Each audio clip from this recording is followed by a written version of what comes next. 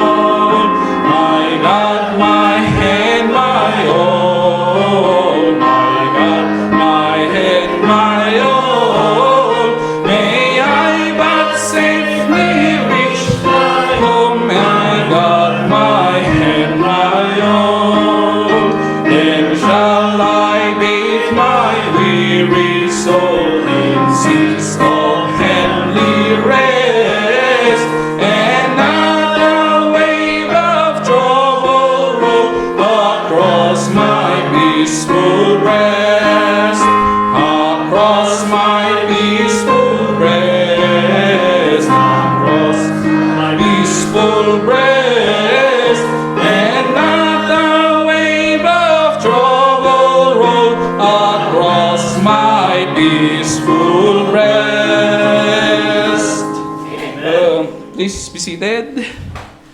Yung sa page 200.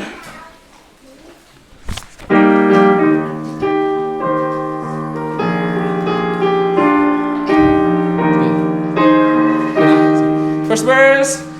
I was lost in sin, but Jesus rescued me. He's a wonderful Savior to me. I was bound by fear, but Jesus set me free. He's a wonderful Savior to me. For He's a wonderful Savior to me. He's He's a wonderful Savior to me. I was lost in sin, but Jesus took me in. He's a wonderful Savior to me. He's a friend so true, so patient and so kind. He's a wonderful Savior to me. Everything I need, in Him I always find. He's a wonderful Savior to me. For He's a wonderful Savior to me.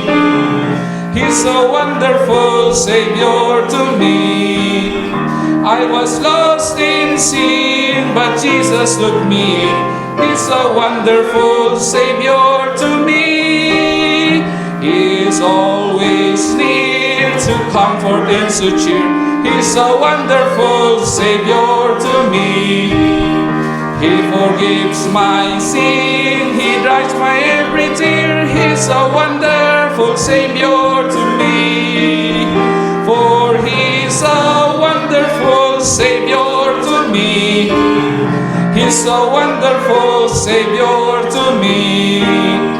I was lost in sin, but Jesus took me in.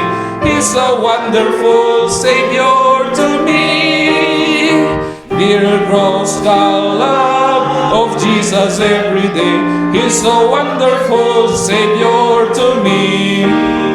Sweeter is His praise while praising on my way. He's a wonderful Savior to me. For He's a wonderful Savior to me. He's a wonderful Savior to me. I was lost in sin, but Jesus took me in. He's a wonderful Savior to me. Thank you. You're a wonderful song leader, brother. All right. Thank you very much, mga kapatid, for, again, being here sa ating church. Thank you, Brother Oron, sa pagturo dun sa mga bagong kanta na kinakanta natin. Okay? Dami kasing songs, di ba? So, hindi na kailangang, pupunta pa ng ibang, contemporary Christian music. Napakaraming songs na ipapractice natin. Ang nawawala lang dito sa songbook na ito is yung Lupang Hinirang. Di ba? Kasi galing to ng States. Hindi, joke lang. Tsaka alagaan nyo to, mga kapatid, ha? Kasi nga, gustong bumili ng main church ng ganito. Nakikita ni Pastor Randy to, gusto niya yung songbook natin. So, bibili sana sila. Ang problema is 4,000 each. Kaya alagaan nyo to. Mahal pala ito, mga kapatid. Okay, so anyway, we'll go po doon sa ating mga announcements. So, again, later on this afternoon, ay meron pong Ladies Fellowship. So, 1 p.m. po yan. Or siguro kung pwede na mag-start, start na. Di ba? Or kailangan bang 1 p.m.? May pamahiin ba kayo? Naman. Okay, sige. So, ganun na lang. Kasi may gagamit dito sa place ng 4 p.m. Okay, so ganun po. But even po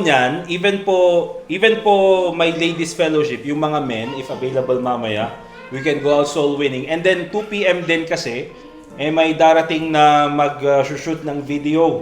So gagawa tayo ng sarili nating gospel presentation para ma-update yung ating invitation.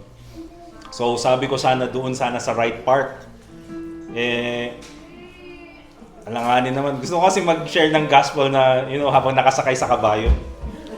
Sigurado ka bang sa langit ka pupunta pag ikaw ay nakatay? Parang ganun.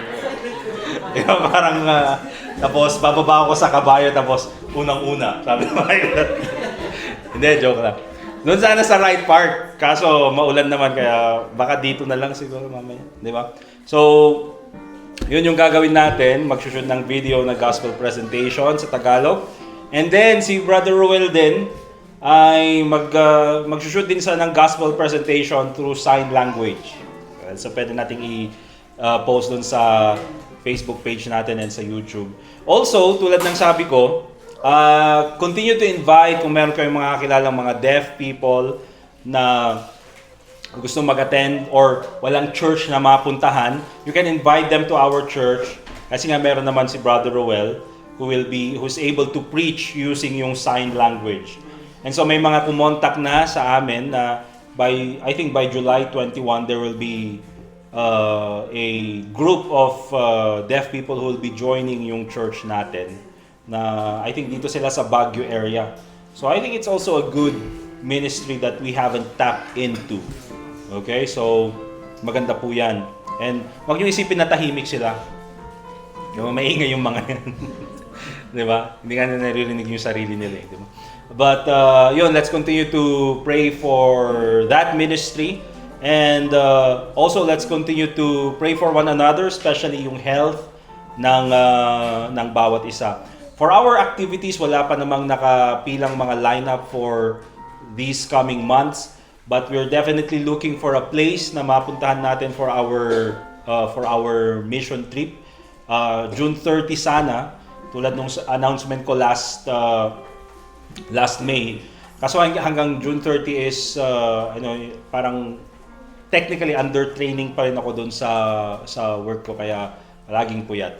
But anyway, let's continue to pray for our church, sa growth ng church natin, and let's continue to win souls for the Lord Jesus Christ. So I think for now, hindi ko alam yung total, but for now we have 48 doon sa ating soul winning. So praise God for that. All right? And kung meron pa, sabihin niyo sa akin para may dagdag natin doon sa ating bilang. All right, so yun lang naman po yung mga announcements natin this morning. Let's continue to sing songs for the Lord. Tawagin muli natin si Brother Orons, and then after that, we'll continue doon sa ating preaching.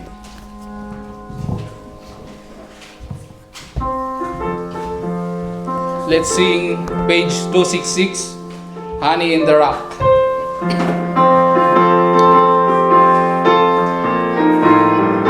First verse. Oh my brother, do you know the Savior, who is wondrous, kind and true? He's the rock of your salvation.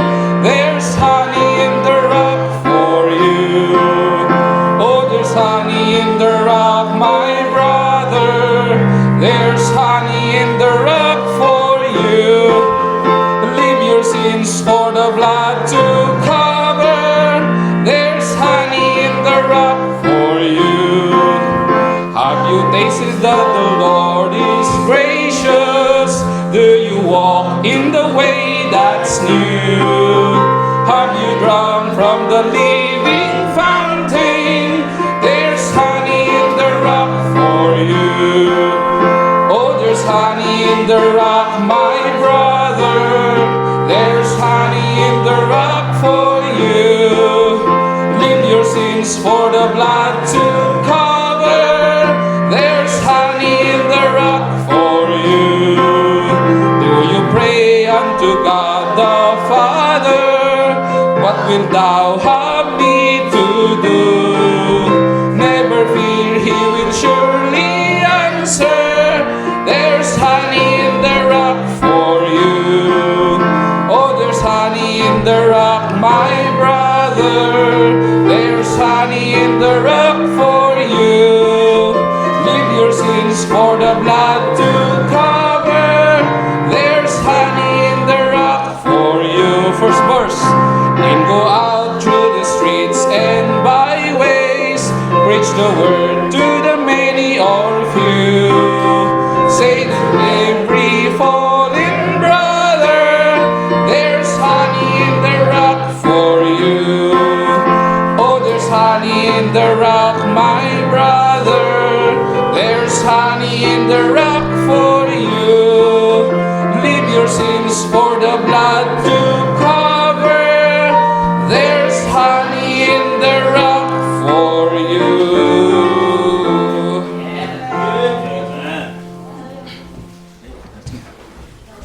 Thank you, Brother Orans. Okay, so doon sa mga nagbabalak magnegosyo, mga kapatid, kung magnenegosyo kayo ng honey, yun na yung pangalan ng negosyo nyo, Honey in the Rock. Di ba? I mean, kung yun yung negosyo nyo, mga kapatid, Honey in the Rock, meron na kayong theme song. Di ba? Ang ganda pa. At meron na kayong target audience, lahat ng Baptist. Di ba? Bibili ng honey in the rock, my brother. There's honey in the rock for you. Di ba? Parang magandang ano. Pero siguradong walang asukal. But anyway, let's go doon sa ating topic this morning. And we'll go to Proverbs chapter 22 for our preaching. You know, last Sunday doon sa service natin sa hapon, parang, hindi lang naman yung preacher last Sunday, yung parang nabibigla doon sa program namin, ba't ang bilis? Ba't preaching agad? Sa akin mga kapatid, I think, preaching is the most important thing naman talaga sa pagpunta sa church. And so, we gave it the most importance. Alright? And, parang for example, usually sa mga, and we're not comparing other churches, but usually ginagawa ng ibang churches sometimes is they have this, singing and then testimonies, tulad ng sabi niya, they have special numbers. I don't think there's nothing wrong with that. Wala pong mali dyan, mga kapatid. That's good. But for me also, when you sit doon sa church and you're there, and sometimes mahaba na yung panahon mong nakaupo, and many Christians sometimes they lose interest in the Word of God. Dahil, nandun na sila ng matagal and then marami silang napakinggan. So I think we just prioritize the Word of God. And kung meron mga testimonies or even may mga gustong sabihin, then probably we'll do that after the preaching. But there's nothing wrong with that. And also there's nothing wrong with what we do. Wala namang sinabi sa Bible na kailangan may testimony. Kailangan may ganito palagi. But anyway, let's go to Proverbs chapter 22. And ito po yung magiging topic natin for our preaching this morning. We'll focus with one verse in verse 6. Karamihan sa atin na alam na ito. And the Bible reads, "Train up a child in the way he should go, and when he is old, he will not depart from it." So yan po yung sabi ng Proverbs chapter 22 and in verse 6. And so I would like to preach on this topic, a biblical response to the school shooting kailan ba yun? Last Monday? Last Tuesday. Monday, di ba? Monday, yeah. Doon sa Tacloban City sa Bohol. And I think we should talk about this because this is very important na malaman natin. And this event na nangyari, and by the way, this event, hindi lang po ito nangyayari dito sa lugar natin or dito sa Pilipinas. This happens around the world. Alright? Of course, it's sensationalized, and I'm not saying na mali na is sensationalized. I think people should know it. Because what happened there, mga kapatid, is a reflection of our society nowadays. The youth who did those things is a reflection of our society nowadays. Alright? And I think it's very important that we talk about this. School shooting, sikat yan sa Amerika, sikat yan sa Europe, nangyayari sa iba't ibang lugar. School stabbings, diba? Nakita rin natin kung ano yung nangyari. May school stabbings din dito sa Pilipinas. And tulad ng sabi ko mga kapatid, this is a reflection of our society. And so we should have a biblical response to it. Dapat there's we see kung ano yung cause or yung root ng mga bagay na nangyayari na ito. Okay? But anyway, before we continue, let's have a short prayer. Dear God, Heavenly Father, once again, we thank you for this time na kami po ay makakapag-aral muli ng iyong salita. We thank you, dear Lord, that right now we have this opportunity to listen to your word. We have the freedom na makinig po ng iyong salita. And I pray, Lord, that at this time, ikaw po ang magbigay sa amin ng tamang katuruan galing po sa iyong salita so that we will know the cause of these events and the root of these events na nangyari po recently sa krimen na nangyari sa aming bansa. And I pray, Lord, na ikaw po sana ang patuloy na maging gabay sa bawat sa amin. And tulungan mo po kami, Panginoon, na matutunan po ang mga prinsipyo na ito. And of course, for us parents, that we'll be able to protect our children despite all of these things happening around us. So tulungan mo po kami, Panginoon, and through the Holy Spirit, may be the one to guide us And also pray in the name of the Lord Jesus Christ. Amen. Alright? Alright, so, a biblical response doon sa nangyaring krimen doon sa Tacloban recently. And, oftentimes we take a look at schools na sana ito yung mga place wherein safe sana sa mga bata. Okay? And that is our idea about sa mga schools. And there's nothing wrong about that. Of course, you allow your children to go to school. Of course, you should expect that your children will be safe there. Okay? However, it's a different issue kung yung mga tao na andun is, those are the ones who are causing, the violence. Alright? And so, this is very alarming, of course, sa mga tao sa panahon natin. But in Proverbs chapter 14, verse 34, dito natin makikita, mga kapatid, the Bible reads, "Righteousness exalteth a nation, but sin is a reproach to any people."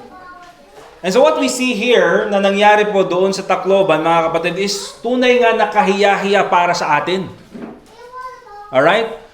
Na kahit po sa bansa natin na tinawag na Christian country, kahit po sa bansa natin na tinawag na Christian nation, at hindi na nga lang, mga kapatid, yung mga corruption na nangyayari sa gobyerno ang nakikita natin, but even in the youth, even in the schools, nakikita natin na kahiya-hiya itong mga kasalanan na ito. And, sin truly is a reproach to any people. For example, yung parade nga na nangyari kahapon doon sa Session Road, yung tinawag nilang Pride Parade, mga kapatid, that's a shame to the city of Baguio. Diba? Kahiya-hiya yung nangyari na parade, at hindi lang sa Baguio but also throughout the whole Philippines, because apparently local governments and even the government itself, they support these kinds of parades, and binigyan pa sila ng buong buwan. Recently, nag-usap kami ni Sister Angel muli nga about sa topic na ito. You see, kasi nga about dun sa sign language, di ba? Sister Angel, paano yung sign language ng rainbow? Ano? Kaya yung rainbow. But parang yung rainbow is parang ganun, di ba? Ano yan? Rainbow. Di ba? Alam mo, even po, mga kapatid, yung LGBT, yung sign language na nga lang na, ginagamit ng mga persons with disability, kinuha nila yung rainbow at ginawa nilang LGBT sign. Di ba? So these people, tulad ng sabi ko, they are not for inclusivity. They want exclusivity. They want everything else for themselves. Kinuha nila yung sign ng rainbow, kinuha nila sa sign language, di ba? Later on, kukunin nila yung mga CR ng mga babae, kukunin yung mga CR ng mga lalaki, because these people want exclusivity. Alright? They don't want inclusivity. They want it to be exclusive for themselves. Alright? They want yung sarili nilang month. Alright? Kinuha pa nila doon sa Father's Day. Alright? But anyway, that is what the Bible says in Proverbs chapter 14, verse 34. Righteousness exalteth a nation, but sin is a reproach to any people. Truly, it is sinful and it is shameful yung nangyari doon sa Tacloban, doon sa school. And the debate nowadays is, what caused this? Ano ba yung naging rason or yung cause or yung root bakit nangyari ito? And some people say, because of yung mga online games. Alright? Because of doon sa weak parenting, or because of doon sa social media, and because of this and that, and because of this and that. I would say, mga kapatid, all those points are valid, and we'll be talking about all of these points.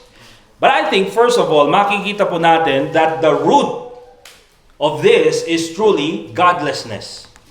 Kawalan ng Diyos. Because that is what happens to a society who has kicked out God out of their system. That is what happens to a person who refuses to worship God, or he refuses to even acknowledge God. Kaya nga po, mga kapatid, kahit po doon sa mga atheists sometimes, when you refuse to acknowledge God, you continue to live a life that is apart from morality. And ganyan po yung nangyayari dito. Because dito po sa Pilipinas, we grow up, for example, sa panahon namin, we grow up na meron po kami yung tinatawag na, LGBT tuloy nasa isip. GMRC. Diba? Yung good manners and right conduct nung elementary. And then nung high school is naging values classes. And even though doon sa mga subjects na yon is doon po tinuturo even po yung religion. Doon po tinuturo yung dahil sa salita ng Diyos. Okay? So yun po nung kami ay lumalaki sa schools na kung saan kami punta, kahit nga po sa public school, ay tinuturo pa rin yung salita ng Diyos. Kaya nga po merong mga Baptist people, even nung sa time na yon, going to schools and teaching the Word of God, and libre silang pumasok doon. They don't need to ask permission doon sa DepEd. Kailangan lang nilang i-present yung kanilang sarili, that they're a volunteer, and they want to teach the Word of God doon sa schools. And they are allowed. But you see mga kapatid, sa panahon natin, meron tayong mga bagong curriculum, especially dyan nga po sa K-12, but now it's not focused on values. It's not even focused doon sa although meron silang values education, but now is focused mga kapatid on life skills. And is there something wrong with that? There's nothing wrong with that mga kapatid, but the problem is they know these things. They know that we should do this right thing, we should do this, we have to build up our morality. The problem is mga kapatid, they don't know why they are doing it. Okay? The problem is they do not know why they are doing it. They are doing it apart from God. And it's good na meron silang values education, it's good na meron silang life skills, but they don't have any biblical foundation. Wala po silang foundation sa salita ng Diyos, kaya hindi nila alam kung bakit nila ginagawa yung ginagawa nila. Bakit hindi nila alam kung bakit tama yung tumulong sa kapwa or tama yung mga dapat nilang gawin bilang mga students. Because nowadays mga kapatid, the current education system is just focused on life skills, values education, academics, and it has no focus on God in any way, shape, or form. Okay? Even nga po mga kapatid, sa panahon natin ngayon, the government, instead of focusing sa pagbalik sana ng Panginoon doon sa mga schools, they have left that focus and basically focused on other things. Ngayon, nakafocus sila doon sa SOGI bill. Alright? These things, mga kapatid, that are basically against the Word of God. Nowadays, mga kapatid, yung responsible parenthood and reproductive health. Okay, let me just read. Ang nangyari dito, mga kapatid, doon sa Responsible Parenthood and Reproductive Health or Republic Act 10354, what happens this, mga kapatid, it is a framework of sexual autonomy into national policy. Alright? Kaya nga po dyan, again, pumapasok. That's why we preach against this.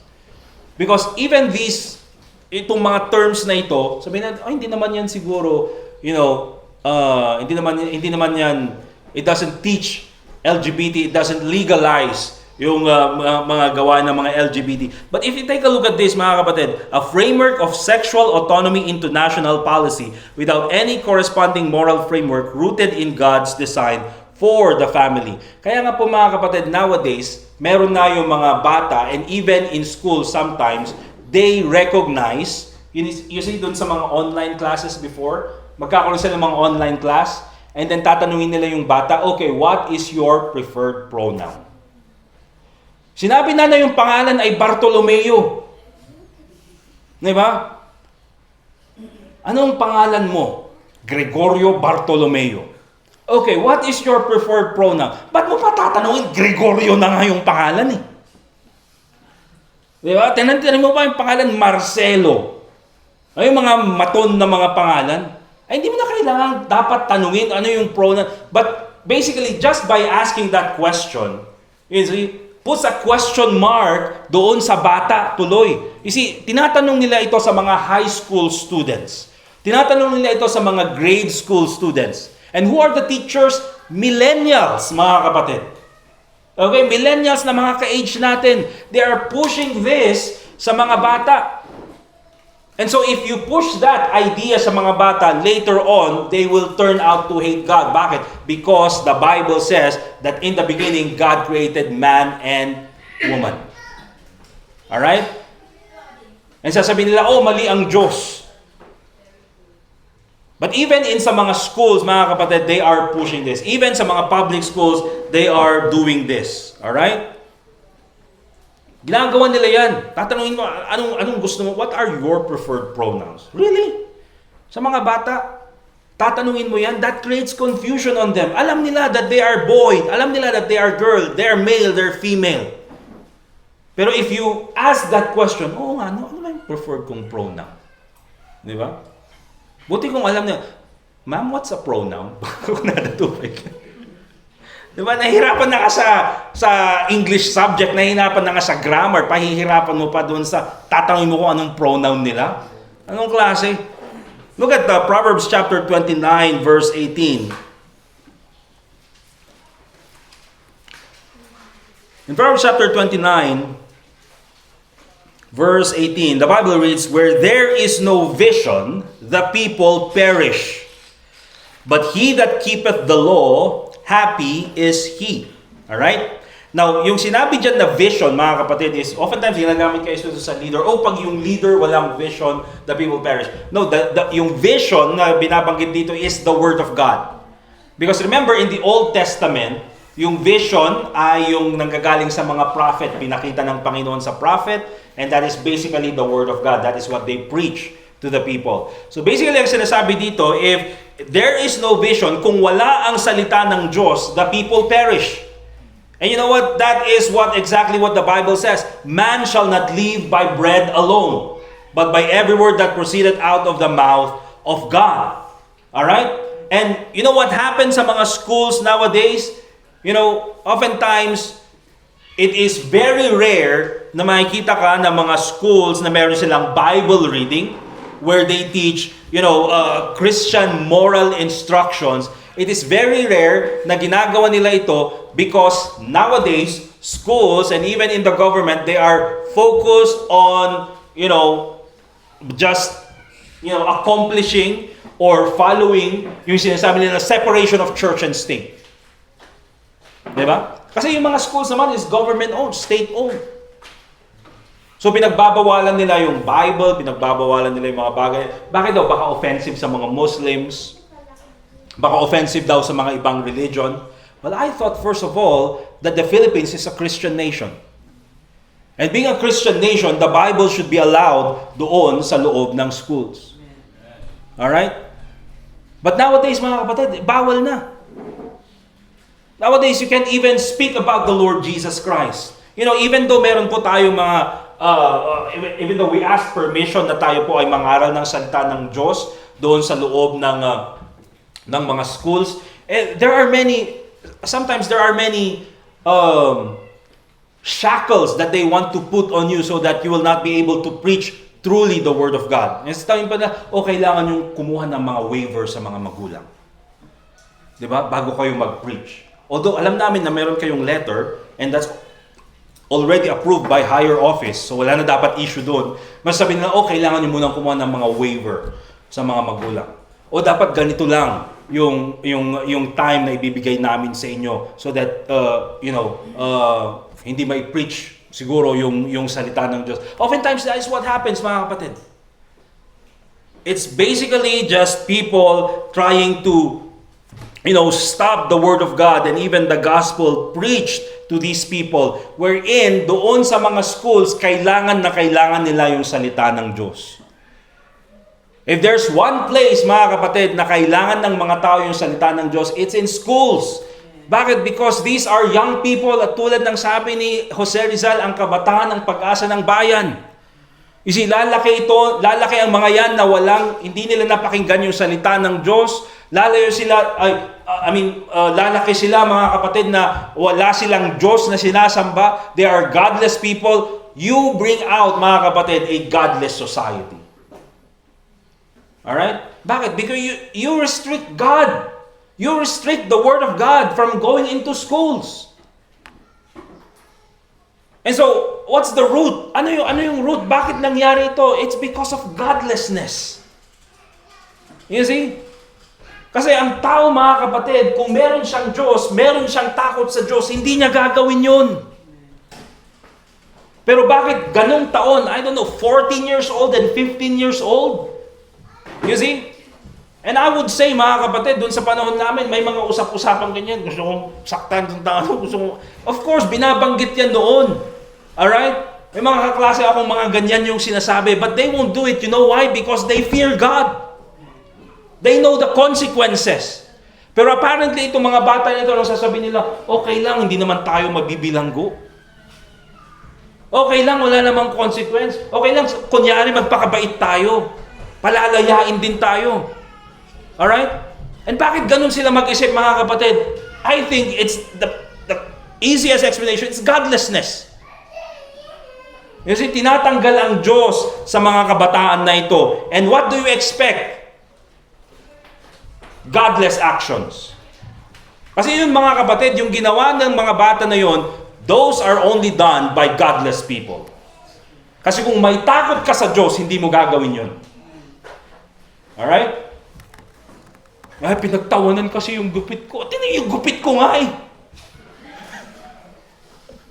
Diba? Eh, lahat naman tayo, nabully tayo nung high school or nambully nung high school. Pero hindi naman dumating sa ganun, mga kapatid. Meron yung mga dyan, mga estudyante na naglalagay ng lampaso doon sa bag. Di ba? Naglalagay ng mga bato. Ba't ang bigat ng bago eh? Apo yung dagayang bato. Nawawala yung mga eraser doon sa school. Di ba? Nawawala yung mga eraser. Makikita mo doon sa bag no. Yeah, yung tatakaw yun. Kasi pagtatawanan ng buong klase. Alright? May mga ganun, may mga nabuli. Pero hindi naman ganun yung mga actions nila. You know why? Because those people learn to fear God. Okay? At hindi lang yan, kaya nga po mga kapatid, yung mga school shootings na yan, hindi yan specific sa isang lugar. It happens in America, it happens in Europe, it happens in China, it happens in any other places. And minsan hindi naman school shooting yung iba. Alright? Yung iba is talagang gagamit sila ng patalim para pumatay ng ibang tao. School stabbing. But same idea. You know why it's all over the world? Because schools all around the world and people all around the world and governments all around the world, tinanggal nila ang Diyos sa kanilang school system. Alright? And what is the effect? What is the fruit? Godless actions by godless people. And kapag nagpatuloy yan, mga kapatid, there, we build up a godless society. Because that's the thing, mga kapatid. 8 hours nandun yung bata. No mention of God. Just purely academics. Just purely, kung ano nakikita nila sa social media, kung ano nakikita nila sa internet. No mention of God. The teacher never speaks about God. There's no moral accountability if they don't believe in God. And that is the result. Where there is no vision, the people perish. But he that keepeth the law, happy is he. And also the reason why, mga kapatid, I think many students nowadays ay nagpapakamatay. You know, again, they're keeping out God from schools. When itong mga bata na ito, mga kapatid, yes, they need academics, but you know who they need more? They need God. Ang kailangan nila, walang iba kundi ang ating Panginoong Jesucristo. Yes, they need to learn. They need to learn academics. They need to learn life skills. Kailangan nila yan. Kailangan nila yung mga kaibigan nila. But they need God more. Especially at their age. Alright? Kailangan nila ang Panginoon. And so sabi ng iba, yes, you know, it's godlessness. And I agree with that. But sabi rin ng iba, mga kapatid, there's also the role of parenting. And I also agree with that. Alright? There's also the role of parenting. There's this absent parenting. There's this undisciplined parenting. There's this unguided children, mga kapatid. And because of that, mga kapatid, they do these actions. Let's go to Proverbs chapter 22 verse 6, tulad ng binanggit natin kanina or binasa natin kanina. Proverbs chapter 22 verse 6. And the Bible reads, train up a child in the way he should go, and when he is old, he will not depart from it. Okay? So again, nandun po yung salita na train. And pag sinabi nating train, I don't know, for me, for example, under training pa rin ako technically. Doon sa aking work. So hopefully hanggang June 30. So under training pa rin ako. And basically, training is napakahirap. You see? Dahil ang daming drills na kailangan gawin, ang daming mga repetitions, processes na kailangan ulit-ulitin. Nilalagay ka sa mga situation na ayaw mo sanang mapuntahan, but they put you there so that you will learn how to do it. Okay? That's training. Okay? And nowadays, mga kapatid, of course, ano na ngayon? June 28 or something? Yes, June 28. So 2 days na lang, matapos na yung training ko. Basically, malapit na akong mag-complete. And I would say, mga kapatid, nung nagsimula ako nung June 1, nung first day nung aking training, it was so difficult, ang hirap. Pero ngayon, mga kapatid, it's a lot easier. And now, I have a new skill. Bakit? Because dumaan ako sa training. And the Bible says, train up a child in the way he should go. And so later on, mga kapatid, kapag nandun na ako doon sa aking work and binigay na sa akin yung work na dapat kong gawin, if ever I'm put in a situation na mahirap, I know I will be able to overcome it. You know why? Because I had training. Diba? And yan yung sinasabi ng Bible, train up a child the way he should go, and when he is old, he will not depart from it. You know why, mga kapatid, ang ginagawa natin to these children? Tinetrain natin sila. Alright? We're training them. Because later on, lalaki itong mga bata na ito when he is old, and when these children are old, then they will truly learn what life truly is. Diba? Ngayong bata sila, mga kapatid, masaya sila. Bakit? Maglaro. Diba? Tumasok sa school. And then, uwi sa bahay, gagawa ng assignment. And then, matutulog, gigising sa umaga, makikipaglaro, and then babalik sa school. It's a routine na kailangan nilang gawin. And sabihin natin, yes, mahirap din naman yung ginagawa nila because they have to go through all these schools and make pressure din, mga kapatid. But it's a lot more pressure when you're paying the bills. Diba? It's a lot more pressure, mga kapatid, when you're deciding for the family. It's a lot more pressure kung, may mga problema na dumarating na ikaw na yung humaharap. Isa itong mga bata na ito, mga kapatid, they don't understand it yet. Kasi hindi pa nila nakita yung totoong, what life really is. Ngayong 30s na tayo. Diba? Kaya nga ngayong 30s na tayo, mga kapatid. Wala naman sa atin yung mga, alam mo yung mga college tayo, mga early 20s, yung mga puporma natin. Diba? Porma, ganyan. Kaya, diba? Talagang maporma. Hindi ko sinasabi na mga babaduy natin ngayon. Hindi ko sinasabing mga baduy tayo. Diba? Naka-Sunday dress naman tayo. Naka-Sunday. Pero, oftentimes mga kapatid, ngayong mga, 30s na tayo, minsan wala na yung forma sa isip natin eh. You see? Wala na yung forma sa isip natin. You know why? Because life has happened. Diba? And now we know our priorities. Alam na natin yung mga priorities natin. And so, alam natin yan, that is why we train these children. Tinuturo natin sa kanila, first of all, how to look after themselves, how to look after, the house, yung kanilang mga responsibility. Okay, ikaw maghugas ka na ng pinggan, dapat alam mo na maglaba. Kaya minsan sinasabi natin yung sinasabi ng mga parents sa atin noon, dapat alam mo yan, kasi hindi palaging andito ako. Alam mo yung drama nila. Kasi darating ang araw, mawawala na rin ako. Mamamatay ako. And basically, mga kapatid, that's how it is.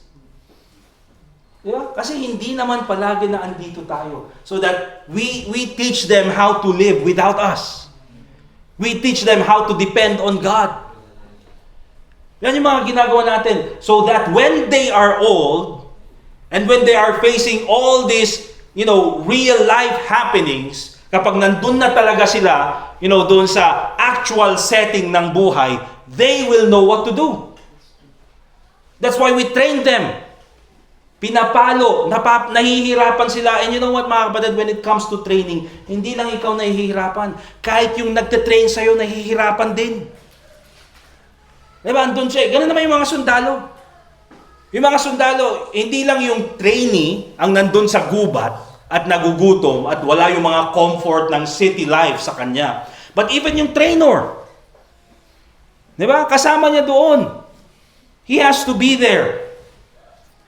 Train up a child in the way he should go. Ito yung daan, kaya nga ang ginagawa natin mga kapatid sa kanila. Hindi natin sinasabi, where do you want to go? What pronouns do you want? Hindi po natin tinatanong yun. Because the Bible says, in the way he should go. Parents know the right direction. Di ba? Hindi yung bata ang magsasabi kung ito yung gusto kong direksyon. No. Alam natin kung ano yung tamang direksyon. Kaya pag nakita natin yung bata, nako, parang lalaki yata tong kriminal. Siyempre, ayusin naman natin. Hindi, sige, gusto niya maging kriminal. Sige. Basta maging mabuti kang kriminal. Magalang na hold-upper. Di ba? Magandang araw po, pwede ko ba kunin po yung mga wallet nyo? Magalang na hold-upper. Kung ayaw nyo ibigay, okay lang naman. Pero kung sana, pwede ibigay nyo na lang. Di ba? I mean, kapag nakita natin mga kapatid na iba yung daan na pinapatunguhan ng bata, it's our responsibility as parents na i-correct. I-guide natin sila in the way he should go. And what is that way, mga kapatid? That way should be the Lord Jesus Christ. Because the Bible says, the Lord Jesus Christ said, I am the way, the truth, and the life. Okay? And the Bible says, and when he is old, he will not depart from it. And again, tulad ng sinasabi ng iba, bakit may mga nakikita naman kaming mga ibang bata na tinuruan sa church, pero later on, umalis sila. Akala ko ba sabi ng Bible, when he is old, he will not depart from it. But here's the thing, mga kapatid. Though umalis sila sa church, though umalis sila sa katotohanan, they know that they are wrong. You know why? Because the truth will never depart from them. Okay? Kaya nga po, meron yung mga tao ngayon na tinuruan sa church, nung bata sila na dapat andun sila sa church every Sunday, na dapat nakikinig sila ng salita ng Diyos, pero wala sila sa church. You know why, mga kapatid? Or you know what? Those people know that they should be in church. Kaya pag nakita mo sila, magtatago sila, nakakagyan naman. You know why, mga kapatid? Because they know they should be in church. Bakit? Tinuro ng parents sa kanila eh. Because the truth will never depart from them. Alright? Notice in Proverbs chapter 13 verse 24, makikita natin dito yung role talaga ng parenting. Remember this, parents must discipline their children. He that spareth his rod, the Bible says, hateth his son. But he that loveth him, chasteneth him betimes. Kaya kung mahal nyo yung anak nyo, paluin nyo. Di ba? Ngayon na. Hindi, joke. Umahal nyo yung anak nyo, papaluin nyo. Because that is basically what the Bible says. Ano sabi ng Bible? In Proverbs chapter 13 verse 24, he that spareth his rod hateth his son. Kapag hindi mo pinalo yung iyong anak, ano pinapakita niyan? You don't really love your son. Or you don't really love your child. Okay? Because what is the purpose of chastisement? What is the purpose ng pagpapalo? Kaya nga ang tawag dyan ng Bible, the rod of correction. Foolishness is bound in the heart of a child. Yan po yung sabi ng Bible. Okay? Kaya nga po yung bata, mga kapatid, kahit di mo turuan ng kalokohan, lumalaking loko-loko. Because foolishness is bound in the heart of a child. But you know what? Ang sabi ng Bible, but the rod of correction shall drive it away. Paano tanggalin yung foolishness sa bata na yan? The rod of correction shall drive it away. So what's the reason why pinapalo ang bata? So that we will correct them. Di ba? Kaya yung pagpapalo, mga kapatid, parang reset button yan. Pag nakita mo yung bata nagmamalfunction, di ba? Alam ko anong gagawin niya. Ano gagawin mo? I-reset mo. Ang problema, wala siyang reset button. Pero meron. Kailangan lang palo. Di ba? Kaya yung pagpapalo, mga kapatid, reset button yan so that, mawala yung foolishness dun sa kanyang isip. Kaya po tayo bilang mga parents, mga kapatid, even though sa panahon natin kasi ngayon, ang tinatawag nilang pagpapalo, ay baka mag-cause yan ng trauma. Mag-cause yan ng mga, ng trauma sa mga bata. But here's the thing, mga kapatid. You know what? I mean, kahit tayo nung lumalaki tayo, di ba? Naalala pa rin natin yung mga palo na natanggap natin. Di ba traumatic experience din yun? Alright? Di ba traumatic experience din yun? But here's the thing, mga kapatid. Because doon sa mga pagpapalo na natanggap natin, dahil sa mga pagpapalo na ginawa sa atin, those are the things that corrected us from the wrong way. Alright? Notice Proverbs chapter 29, verse 15. Ito very important. Proverbs chapter 29, and in verse 15, the Bible reads, the rod, again, that's the rod of correction. Yan po yung ginagamit na pamalo. Notice this, the rod and reproof give wisdom. Kaya po, I believe, kaya nga po pag nagpapalo tayo, hindi lang tayo mamalo para lang masaktan yung bata, but also to give them reproof, to give them correction. Kaya tama lang, mga kapatid, na pag pinalo natin yung bata, i-explain din kung bakit sila napalo. Kung bakit kailangang paluin sila. Because the rod and reproof give wisdom. But notice this, a child left to himself bringeth his mother to shame. Okay? A child left to himself bringeth his mother to shame. Hindi niya sinabi, mga kapatid, na a child left to criminals. It didn't even mention that. Hindi niya rin sinabi, mga kapatid, a child left to bad influence. Hindi niya rin sinabi, mga kapatid, na a child left to bad friends. No, ang sinabi lang ng Bible, a child left to himself. Ibig sabihin, ang bata na walang guidance. Ang batang napabayaan. Kaya nga, di ba? Ang taba naman ng bata na ito. Siguro pinabayaan itong bata na ito. Ano yung joke doon? Oo, pinabayaan sa kusina. Basically, that's it. Di ba? Napabayaan sa kusina. Alright? Walang nag-control doon sa pagkain na kinakain niya. And, so, ang cute-cute dahil, mga kapatid, it's unhealthy for the kid. Di ba? And so, we have to understand, mga kapatid, yung sinasabi ng salita ng Diyos dito, that a child left to himself bringeth his mother to shame.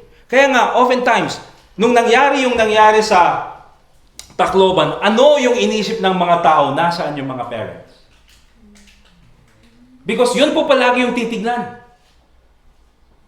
Kapag merong isang bata na gumawa ng kalokohan, ang unang-unang iisipin ng mga tao is yung parents. Alright?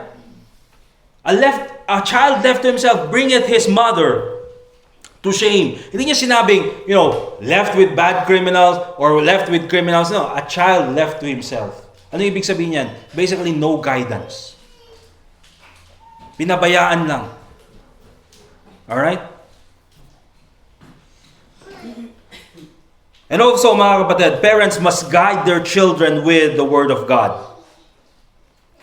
Notice Ephesians chapter 6 and in verse 4. The Bible reads, and ye fathers, provoke not your children to wrath, but bring them up in the nurture and admonition of the Lord. I mean, we talked about this last Sunday. Napag-usapan po natin ito. And you will see here yung katotohanan, mga kapatid, na tayo bilang mga parents, it is our responsibility, especially fathers, okay, to bring up our children in the nurture and admonition of the Lord. That's why we bring them to church. That's why tinuturuan natin sila ng salita ng Diyos. And that's also the reason why we have to know what the Word of God says, because you cannot teach what you do not know. Kaya dapat alam din natin yung sinasabi ng salita ng Diyos. Kaya pag sinabi naman nung anak natin, Mom, Dad, Ilan po yung mga animals na pinapasok ni Abraham doon sa ark? Ay, sabihin, ay, ano yan? Yung pinapasok ni Abraham doon sa ark? Siguro 500. Ano si Abraham? Si Noah! Di ba? Sabihin mo, no, it's not Abraham, it's Noah. Di ba? Kaya sabihin mo, oh yeah, 500. Ikaw patuloy yung nagturo ng wrong na turo doon sa iyong anak. Okay? And so we have to know that. All right? Parents must guide their children, especially with the Word of God. Yan po yung turo ng Deuteronomy chapter 6. But remember this, mga kapatid, especially sa mga fathers. Di ba? We've mentioned this again last Sunday. Dito sa church, of course, ako yung preacher, ako yung shepherd, ako yung pastor. I'm pastoring this church. But remember this, pagdating sa inyong mga tahanan, you are the pastor of your home. You are the shepherd of your home. Okay? Huwag po natin kakalimutan yan. And also, mga kapatid, not only parents must discipline their children, must guide their children with the Word of God, but also, ito very important, parents must be present with their children. Okay? And when we say present, mga kapatid, hindi lang yung physically present. Because there truly are present, our parents, mga kapatid, na physically present, but mentally absent. Okay? Nandun sila, kasama nila yung anak nila, but mentally absent. Okay? And I think all of us can relate here, especially dahil mayroong mga smartphones. Kasama nga yung bata, kasama yung anak. Pero hindi naman natututukan talaga yung anak kasi nakatutok sa phone. Kasi nakatutok sa social media. Alright? And the Bible reads here in Psalm 127 verse 3, Lo, children are an heritage of the Lord, and the fruit of the womb is His reward. So kung alam natin, these children, pag sinabi nating heritage, it's a blessing from God. Ito ay blessing na binigay sa atin. Then also, mga kapatid, dapat nating maintindihan that these children are not an inconvenience. Na parang sagabal sa atin. Na parang problema, na parang pabigat. No, mga kapatid, these are blessings na binigay sa atin ng Panginoon, and because they are blessings, then we should treat them as our priority. Then we should take care of them properly. Na dapat alagaan natin ng maayos, that we should be present for our children. Okay? And so, that's the thing, mga kapatid. People say, ano kaya, what's the reason why this happened? Not only godlessness, mga kapatid. Yeah, that's one of the root cause. That's the root cause. But also, a contributing factor is bad parenting, basically. Alright? And also, lastly, ano pa yung isang topic ngayon? Bakit nangyari ito? Bakit ganito yung nangyayari? Is because it's yung mga violent games. Alright, yung mga violent games na nilalaro nila. And I also agree with that. Alright, it's also a contributing factor. Alright, so titingnan natin the role of worldly media. Ang point ko dito, mga kapatid, is for us as parents, what we allow inside our home will form our children. Yung klase ng influence na pinapapasok natin sa tahanan natin, it will influence our children, and later on it will build them up. Kung magiging sino sila. Alright? For instance, I will use this as an example. Kung isang bata, for example, okay? Kung sa isang tahanan, yung pamilya, especially yung mga parents, ay nakikinig ng, rock music, later on, yung bata, lalaki na, gusto niya yung rock music. Why? Kasi yun yung napakinggan eh. Di ba? Later on, lalaki na rin yung anak, may eyeliner. Zed yung buhok. Bakit? Kasi yun yung napakinggan. Alright? Pero ngayon, dahil na sila, dahil woke na sila, may chemical bromance na sila. May chemical romance, may chemical bromance. Alright?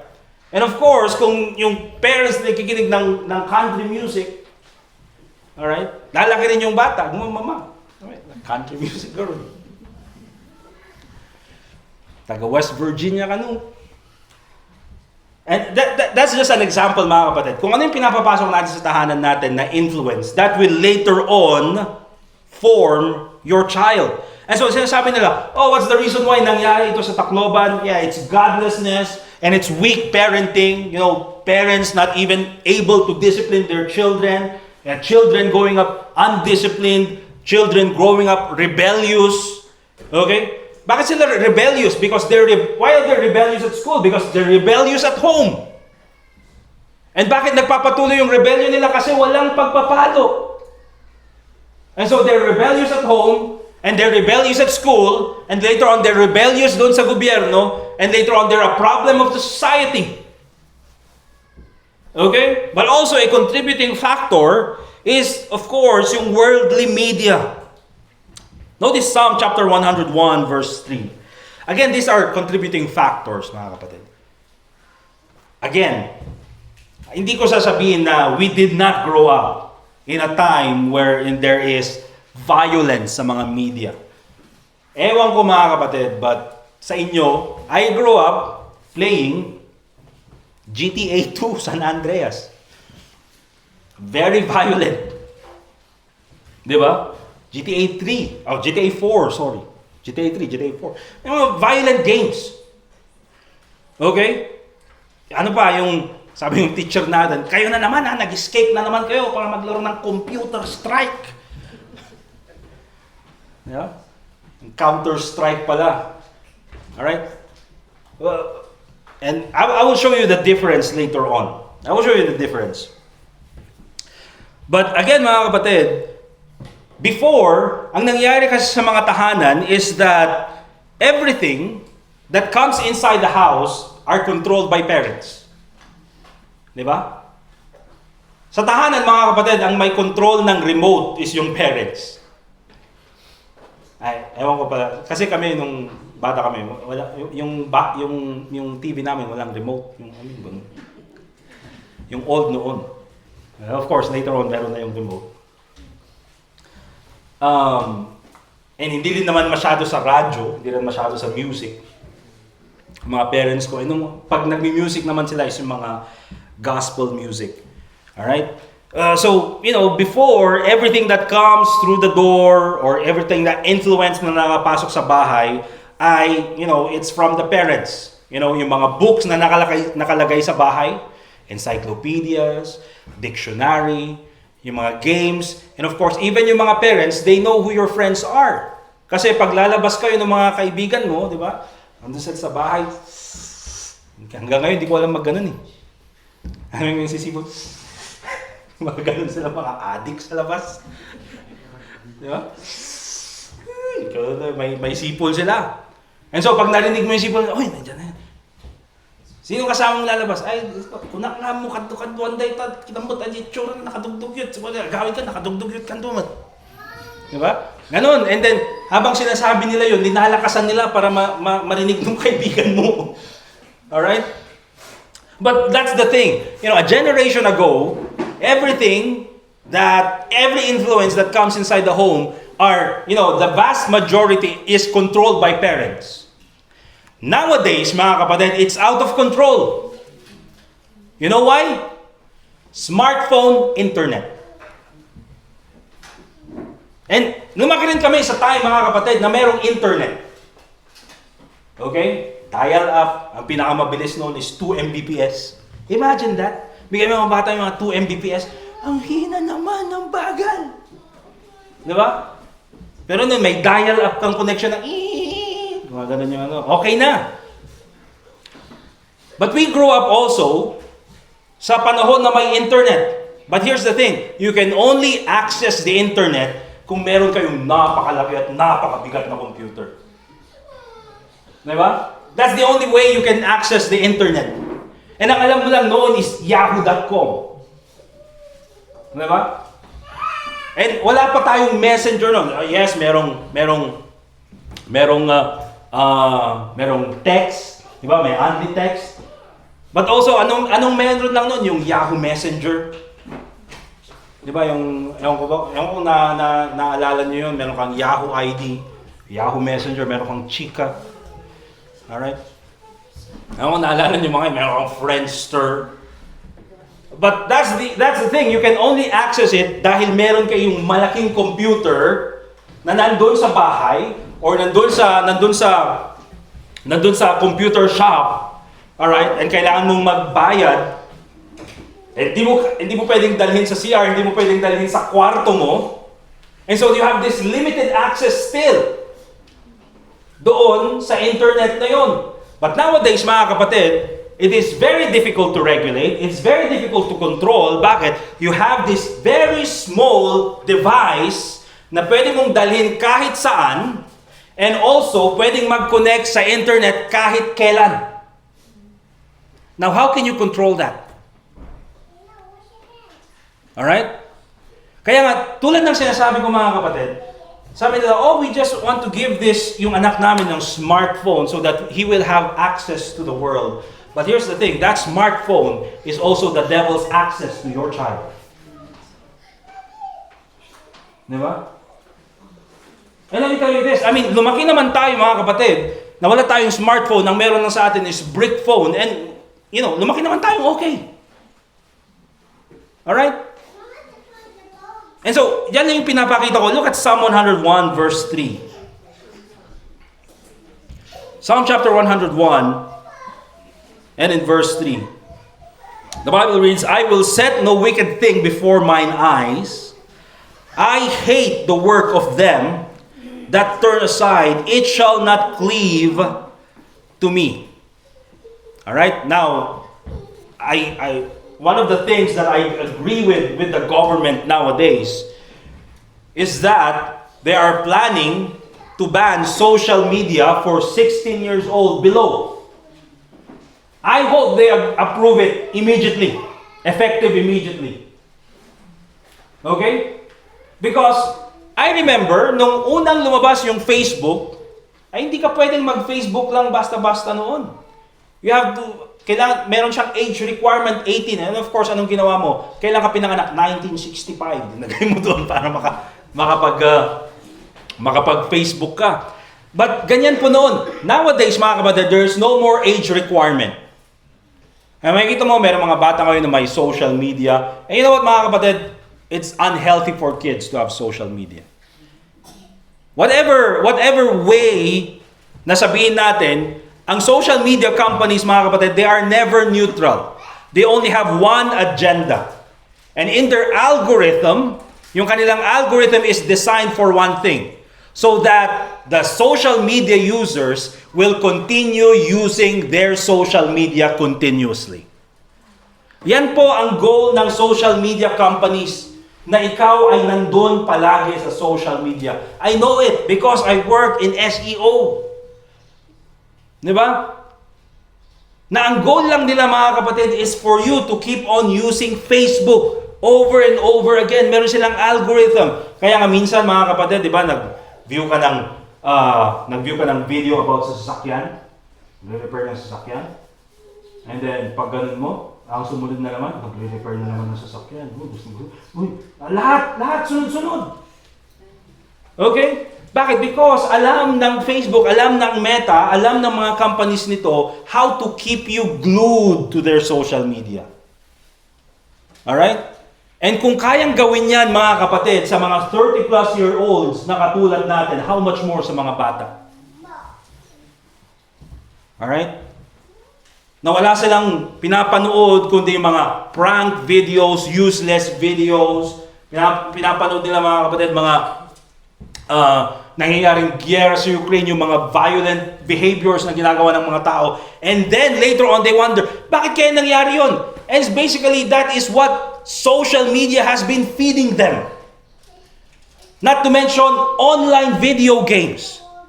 And while they are blaming, mga kapatid, yung mga video games na online na very violent, let's also blame, mga kapatid, yung mga violence na nakikita natin on TV. Patayan sa TV. Okay? Na free nilang pinapalabas. I mean, if you're going to blame yung mga online, violent games, then you should also blame yung violent media na pinapalabas sa TV. Even yung mga movies. Di ba? Isa sa mga first na, I'm not sure if you remember, but we talked about it before nung nasa high school kami. Isa sa mga first events ng school shooting na nangyari nung sa Amerika is yung sa Columbine. Di ba? Na yung dalawang magkaibigan din, ay kumuha sila ng mga baril, and then pumunta sila sa school, and then tayo lang yung mga class nila, and then yung mga teachers nila. And you know what their influence was? The Matrix. Di ba? Kaya nung pumunta sila sa school, nakadamit sila pang Matrix. Because dyan nila nakuha. That's how it is, mga kapatid. Music also does it does not just entertain. You see, music also, it gives you these ideas na dati wala sa iyong isip. Di ba? I mean, tulad for example, napag-usapan namin ni Sister Angel, meron siyang kanta na binanggit sa akin, na di ba it creates question doon sa relationship. And then, ang naalala ko na kanta is, alam mo yung kanta na, bakit ngayon ka lang dumating sa buhay ko? Pilit binubuksan ang sarado ko ng puso. Siya ba ay nararapat sa di ba? At siya ba ay dapat ko nang limutin? Nais kong malaman.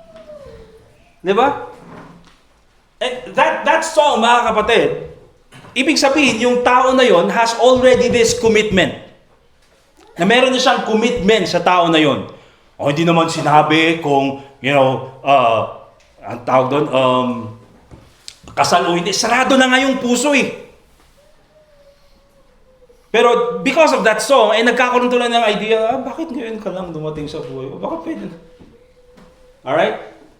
And hindi lang yan, mga kapatid, not only in relationships, but also, I believe, it speaks a lot about suicide as well. Alright?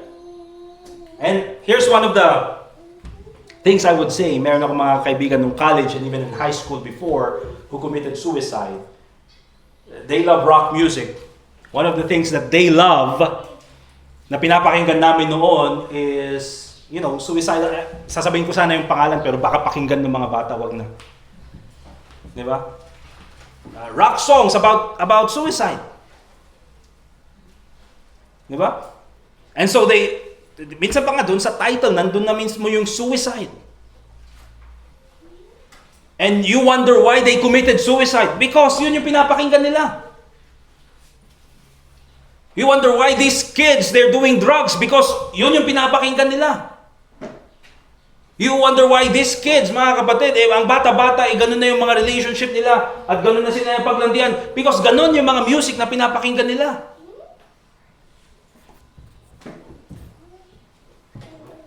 Not only, hindi lang yan mga kapatid, but also yung mga influencers. Kaya nga, I always tell mga kapatid, it's not a suggestion.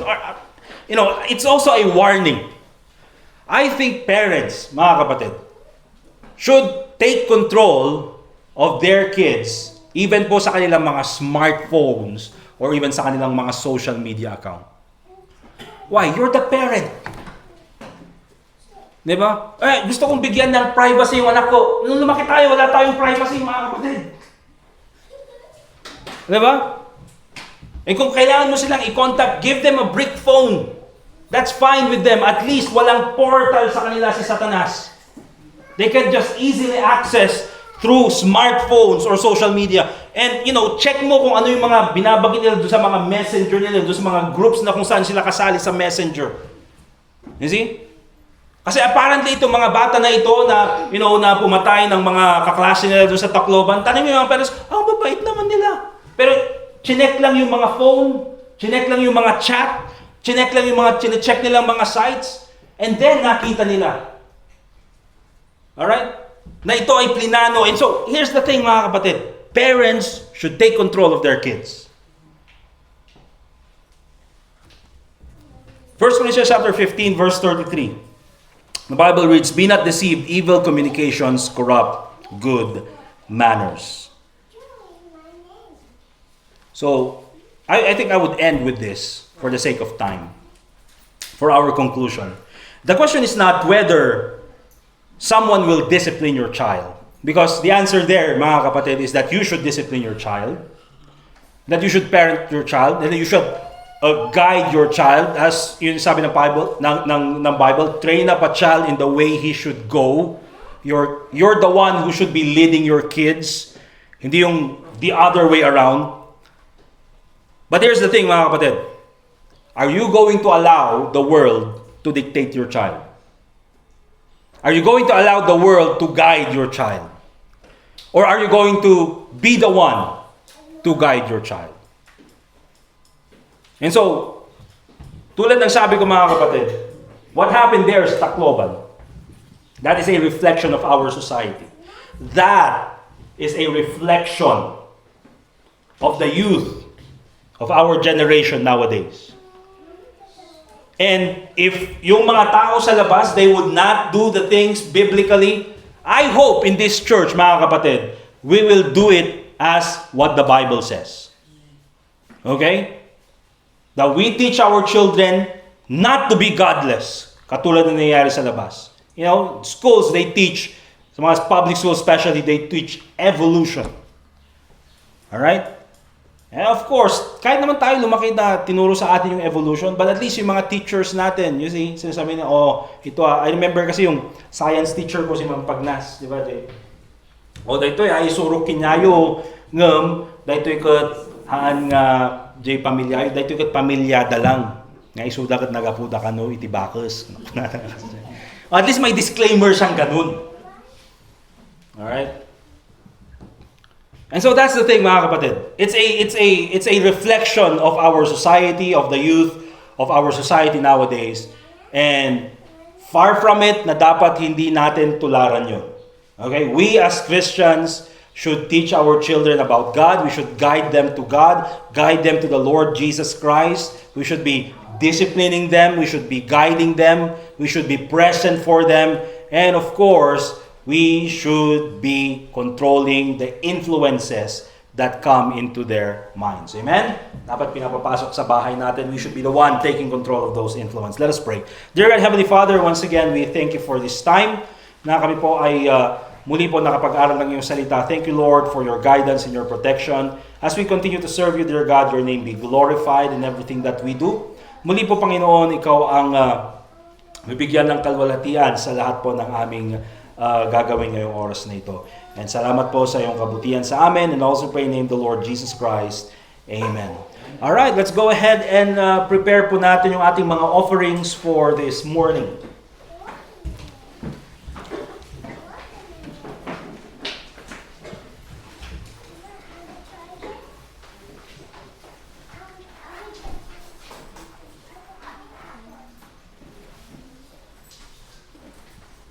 Gumawa ka ba ng ano? Ang gamot? Alright, let's prepare our offerings, and then tawagin ko si Brother Flon and then si John Mark. Sila yung kukuha ng mga offerings natin ngayong umaga na ito. We'll ask Brother Jazer, tadating lang para sa ating offertory.